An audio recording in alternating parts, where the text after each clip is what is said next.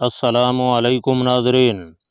रात को उस यहूदी औरत ने न जाने अपने खामन से क्या बात की कि दूसरे दिन चीफ सिक्योरिटी ऑफिसर बनसाम साहब ने मुझे नाश्ता लगाते देखा तो कहा, डीकर हमारे जेल कैंप के ट्रस्ट डिस्पोजल पर काम ठीक तरह से नहीं हो रहा।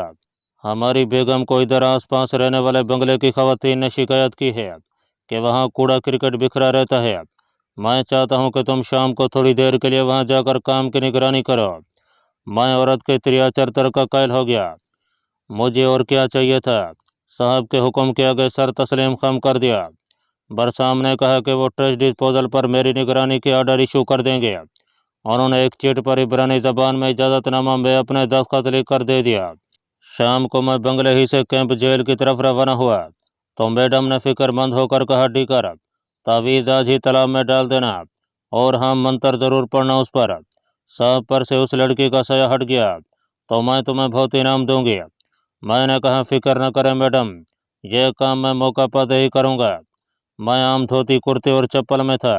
इजाज़तनामा मेरी जेब में था।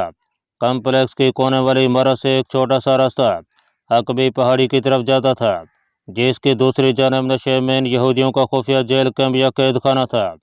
जहाँ पहाड़ी का इलाका शुरू हुआ वहाँ एक खारदार गेट बना था। बाएं जानिब एक यहूदी सिपाही स्टीन गन लटकाए पहरा दे रहा था। मुझे देखते वो मेरी तरफ बढ़ा और मुझे रुकने का इशारा किया। मैंने उसे हाथ जोड़कर प्रणाम किया और हिंदुस्तानी ज़बान में कहा कि मुझे बरसाम साहब ने डिस्पोजल ड्यूटी पर भेजा है। इसके साथ ही मैंने जेब से सांप की चिट निकाल कर उसे दिखाई। उसने चिट देखी और खारदार गेट को ज़रा सा खोल दिया। मैं प्रणाम करने के बाद गेट से गुजरकर पहाड़ी की तरफ चलने लगा। अभी तक मुझे जेल कैंप नज़र नहीं आया था। मैं पहाड़ियों के साथ साथ चलता एक तरफ को घूमा तो दूसरी जानब नशे में मुझे शाम की सुरमई धुंध में एक कुशादा चार दीवारी दिखाई दी, जिसके चारों कोनों पर ढलानी छत वाली छोटी छोटी निगरान चौकियां बनी थीं। यह जेल कैंप था। इसका दरवाज़ा मेरी तरफ नहीं था। मैं कुछ दूर चला हूँगा कि फिर एक खारदार गेट आ गया। यहाँ भी इसराइली सिपाही पहरा दे रहे थे। एक ने मेरी चिट देखी और हिंदुस्तानी में कहा कि मैं दूसरी तरफ दीवार के साथ साथ चला जाऊं। यह दीवार बड़े पत्थरों को जोड़कर बनाई गई थी और तकरीबन 50 फुट बुलंद होगी। दीवार के ऊपर कांटेदार तार भी लगी हुई थी। दीवार जहां दूसरी तरफ घूमती थी वहां मुझे एक तमिल डिस्पोजल ट्रस्ट डंप के छोटे से पुल पर खड़ा लंबे बांस को नीचे नाले में घुमाता नजर आया। वाकई यहाँ कूड़ा क्रिकेट इधर उधर बिखरा पड़ा था। इस तमिल को मैं जानता था। वो हमारी बस्ती में ही रहता था। हम उसे कंदी कंदी कहकर पुकारते थे। दरमियानी उम्र का सूखा सा आदमी था। मुझे देखते ही हाथ बांधकर खड़ा हो गया और बोला फट कर, भैया मैं तो देखभाल का काम करता हूँ। किसी दुश्मन ने मेरी शिकायत कर दी है। तुम साहब के बंगले पर होते हो, मेरी सिफारिश करना। आपा मेरी नौकरी चली गई तो भूखों मर जाऊंगा। मैंने उसे तसल्ली दी और कहा कि किसी ने अगर उसकी शिकायत की है तो मैं साहब से कहकर मामला रफा दफा करा दूंगा और उसकी नौकरी नहीं जाएगी। उसने तो मेरे पांव पकड़ लिए। अभी दिन की रोशनी बाकी थी। मेरी अकाबी नज़रें जेल की चार दीवारी का जायजा ले रही थीं। मैं डिस्पोजल पर एक तरफ बैठ गया और कुंदी तेजी से नीचे नाले के पानी में बांस चलाने लगा। थोड़ी थोड़ी देर बाद वो कोई न कोई खुशामदी जुमला कह देता था। मेरी नज़रें जेल कैंप की दीवार को गौर से देख रही थीं। डिस्पोजल बुर्ज जो एक छोटे से नाले पर बना हुआ था, छोटा सा पुल था। जेल की 50 फुट ऊंची दीवार से कोई 40 कदमों के फासले पर था। यहाँ से थोड़े ही फासले पर जाकर दीवार दूसरी तरफ घूम जाती थी और वहाँ कोने पर दीवार के ऊपर निगरान चौकी बनी हुई थी। उस चौकी में एक बल्ब रोशन था। एक सर्च लाइट भी लगी थी जिसका रुख बाहर पहाड़ी जंगल के नशेब की जानब था। मुझे वहाँ एक सिपाही भी दिखाई दिया जो इधर से उधर हरकत कर रहा था। मैंने नाले को झुक कर देखा और कुंदी से पूछा कि ये पानी कहाँ से आता है। मेरा मतलब ये मालूम करना था कि ये पानी गुसल खानों का है या दूसरा इस्तेमाल शुदा पानी है। कुंदी ने कहा, ये वो पानी है जो जेल में कैदी मुंह हाथ और कपड़े धोने, फर्श साफ करने के लिए इस्तेमाल करते हैं। गंदगी और गंदे पानी के लिए यहाँ नीचे एक गटर है जो जंगल में एक खड़ नाले में जाकर गिरता है। डिस्पोजल बुर्ज तक नाला ढका हुआ था। आगे उस पर छत नहीं थी और वो खुली शिकल में जंगल की तरफ जाता था। मैंने जंगल की तरफ देखते हुए कहा, कुंदी ये जंगल तो आगे समंदर तक चला गया होगा। शाम का अंधेरा गहरा हो रहा था। कुंदी ने आसमान पर निकलते सितारों की तरफ देखा और कहा, मेरे जाने का वक्त हो गया है, तुम भी मेरे साथ चलोगे ना? मैं अभी तक अकबी जंगल की तरफ देख रहा था जो आगे समंदर तक चला गया था। मैंने कुंदी से कहा, यह जेल तो समंदर की तरफ से बिल्कुल गैर महफूज है, जो भी चाहे उधर से आ सकता है। वो बोला, आपा यहूदी लोग हमारी तरफ से होशियार हैं। इस जंगल में आगे जाकर कांटों वाले तार की दीवार लगी है। अरे यहाँ कौन आएगा? 6 बरस से तो मैं यहाँ काम कर रहा हूँ। बस रात को जेल के अंदर से एक छोटा सा ट्रक कूड़ा करकट लेकर यहाँ आता है, कूड़ा करकट फेंक कर वापस चला जाता है। इसके सिवा यहाँ कभी कोई नहीं आया। कुंदी ने मुझे जेल के अंदर जाने का रास्ता बता दिया था। अभी तक मैं परेशान था क्योंकि मुझे ऐसा कोई तरीका बाजार नज़र नहीं आ रहा था जिसके जरिए मैं जेल के अंदर जा सकता। कुंदी ने रात को जेल के अंदर से आने वाले कूड़ा करकट के ट्रक का जिक्र किया तो मैं चौंका। उस ट्रक से काम लिया जा सकता था। मैं उसके साथ वापस रवाना हो गया। रास्ते में मैंने कुंदी से ट्रक के आने का वक्त वगैरह पूरी तरह से मालूम कर लिया। अपनी झोपड़ी में आकर मैंने मैडम के तवीज़ को फाड़कर फेंक दिया। दूसरे दिन बंगले पर गया तो मैडम बेताबी से मेरी मुंतजर थी। साहब अभी बेडरूम में ही थे। वो मेरे साथ ही किचन में आ गई। बर्तन साफ करने वाली तामिल औरत को उसने बाहर भेज दिया। फिर मुझसे पूछा कि क्या मैंने तवीज़ तालाब में डाल दिया है। मैंने हाथ बांध कर कहा, मैडम भगवान की कृपा से मैंने आपका काम कर दिया है। तालाब मुझे मिल गया था। मैं कुंदी की आंख बचाकर वहाँ गया, तावीज़ निकाल कर अपने मंत्र पढ़े और उसे तालाब में फेंक दिया। बस अब तो वो आपके सांप पर ज़रा सा भी असर नहीं डाल सकेगी। मैडम बेहद खुश हुई। वो दौड़ी दौड़ी बेडरूम में गई और मुझे $20 का एक नोट ला कर दिया। बोली, ये तुम्हारा इनाम है, लेकिन मैं तुम्हें फिर भी इनाम देती रहूँगी। ज़रा सांप के लक्षण देख लो। मैंने इसराइली डॉलर का नोट अपनी जेब में रख लिया और केतली में पानी डालकर उसे चूल्हे पर रखते हुए बोला, मैडम अब सांप तुम्हारा है। क्या मजाल है कि वो किसी दूसरी औरत की तरफ आँख उठाकर भी देखे। ये तवीज़ और मंत्र मेरे गुरु ने मुझे अर्पण किए थे। अब मैंने तेज़ी से अपने प्लान पर सोचो विचार शुरू कर दिया। शाम को मैं रोज़ डिस्पोजल बुर्ज पर जाकर कुंदी के काम की निगरानी करता। इस असना में जेल कैंप का जायजा लेता रहता। दीवार के ऊपर बनी हुई निगरान चौकी पर हमेशा एक ही सिपाही होता था जो सिगरेट पीते हुए इधर उधर टहलता रहता। किसी वक्त स्टूल पर बैठ भी जाता था। यहाँ मेरी 4 दिन की ड्यूटी लगी थी।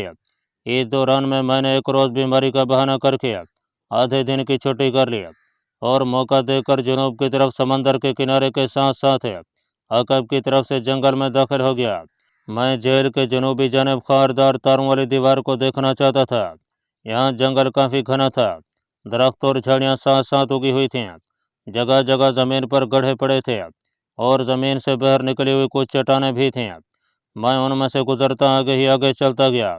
आखिर एक जगह मुझे घास और झाड़ियों के सब्जे में छुपी हुई खारदार तार की दीवार नजर आई।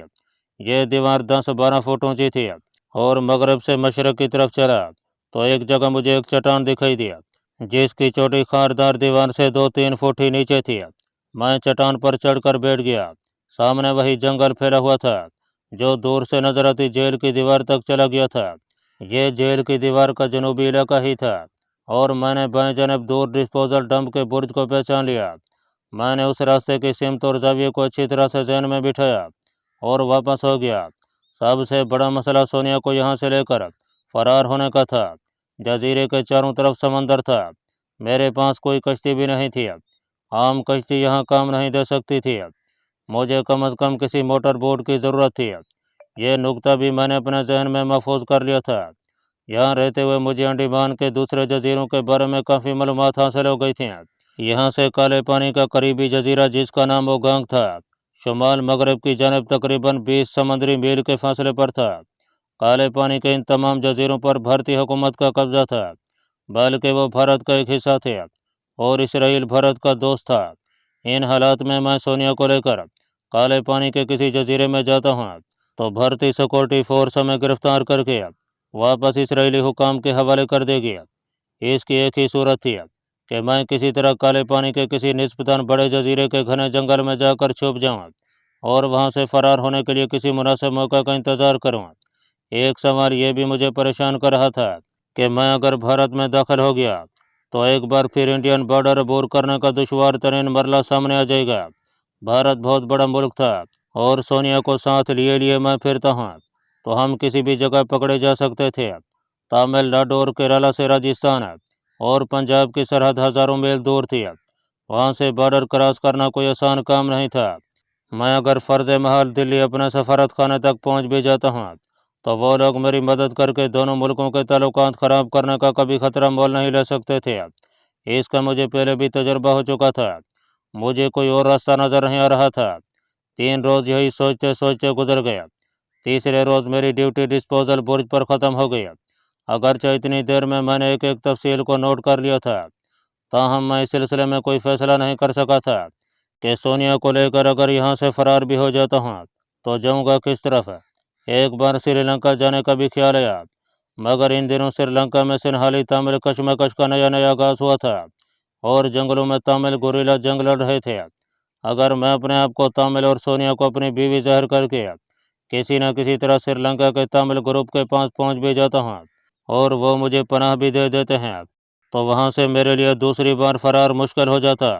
तमिल गोरिल्ले मेरे लिए ज़्यादा से ज़्यादा यही कर सकते थे कि वो श्रीलंका के शुमाली साहिल टाली मीनार से भारत के जनूबी साहिल धनुषकोडी तक पहुँचा दें, और भारत में मेरे लिए कदम कदम पर ख़तरा था।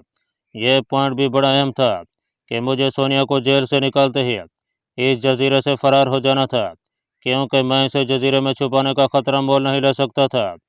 एक बार जेल के हुकाम को पता चल गया कि सोनिया फ़रार हो गई है, तो लाजमी तौर पर जजीरे के गिर्द सिक्योरिटी के इंतजाम इंतहाई सख्त कर दिए जाते और इसराइली फ़ौजी सारे जजीरे को खंगाल डालते। लेकिन मेरे लिए यह नामुमकिन था कि मैं सोनिया को जेल से निकालते ही किसी मोटर बोट में सवार होकर समंदर की तरफ भाग खड़ा हूँ। मुझे लामहला उसे जंगल में कुछ देर के लिए छुपाए रखना था, क्योंकि मैं सोनिया को जेल से निकालने और जजीरे से फ़रार होने के काम बेक वक्त नहीं कर सकता था। मैंने यही फैसला किया कि मुझे कदम ब कदम आगे बढ़ना होगा। सबसे पहले मुझे जजीरे के जंगल में कोई ऐसी जगह तलाश करनी होगी जहाँ मैं सोनिया को कुछ देर के लिए छुपा कर रख सकूँ। इसके सिवा कोई चाराकार नहीं था। इसके लिए मुझे जजीरे के जनूबी हिस्से का सर्वे करना था।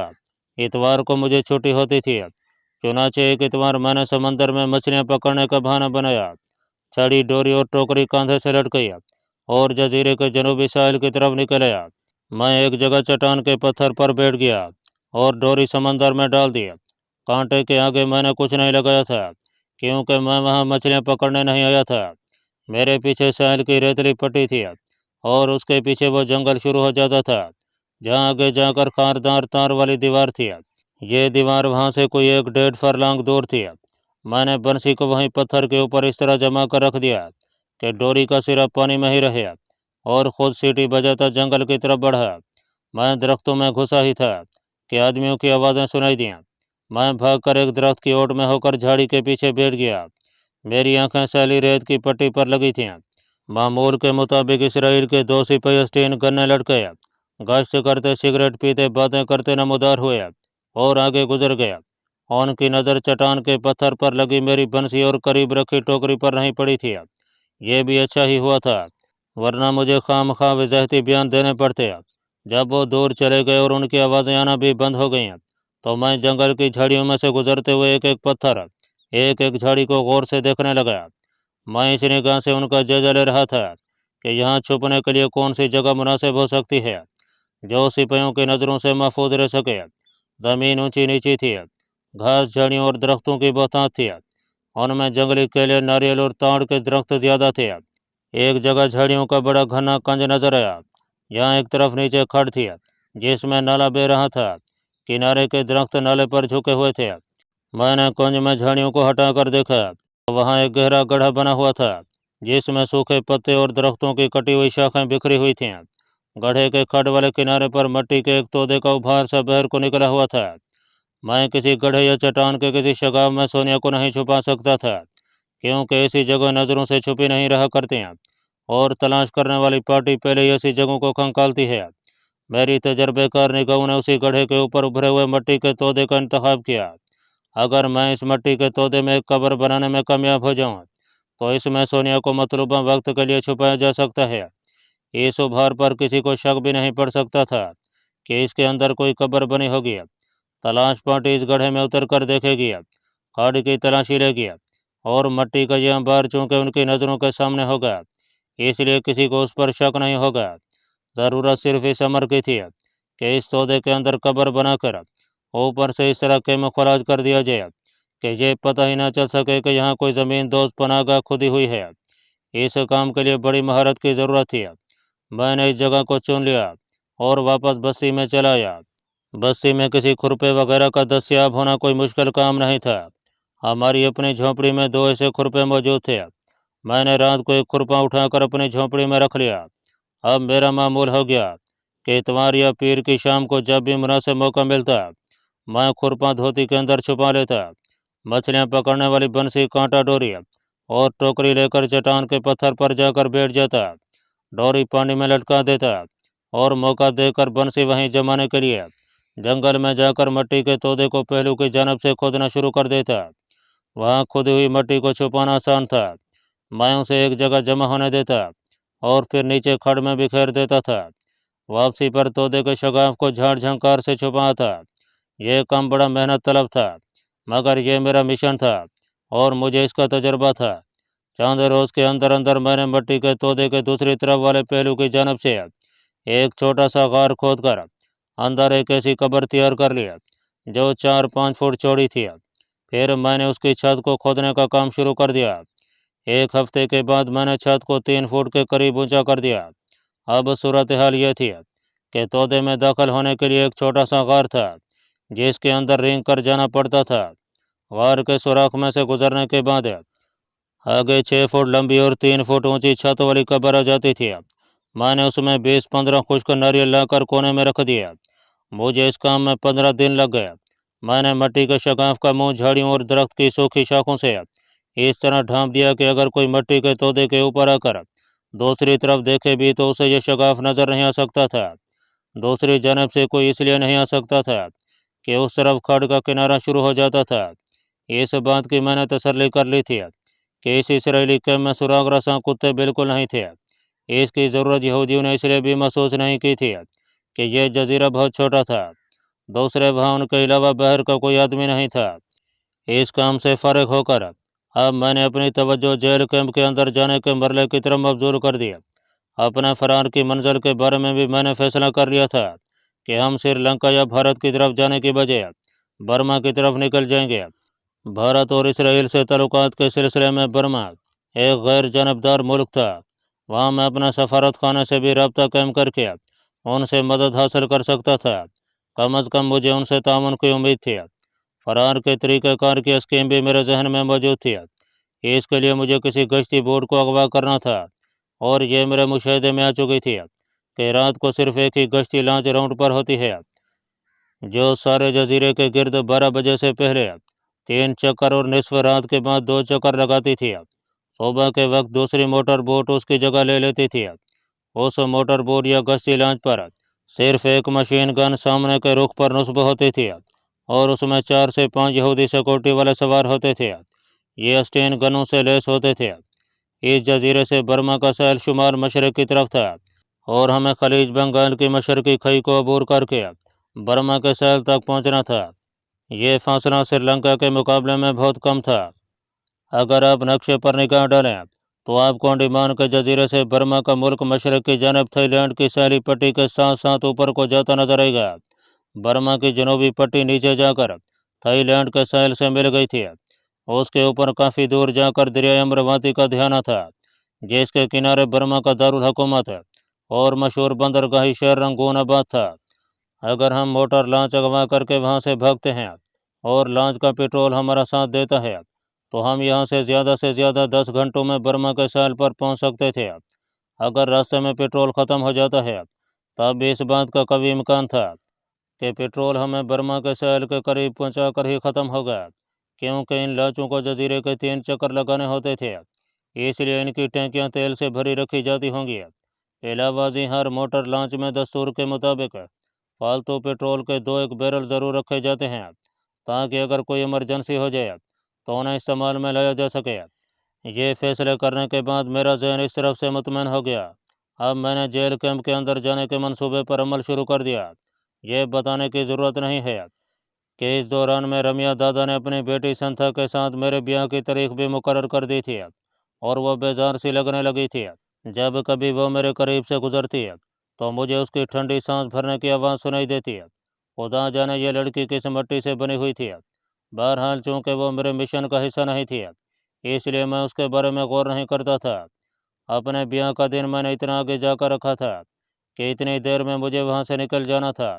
رمیا دادا اور اس کی بیوی سکھمنی بڑی خوش تھی کہ اس کی بیٹی کی شادی ایک ایسے لڑکے سے ہو رہی تھی کہ جو بڑے صاحب کے بنگلے پر کام کرتا تھا۔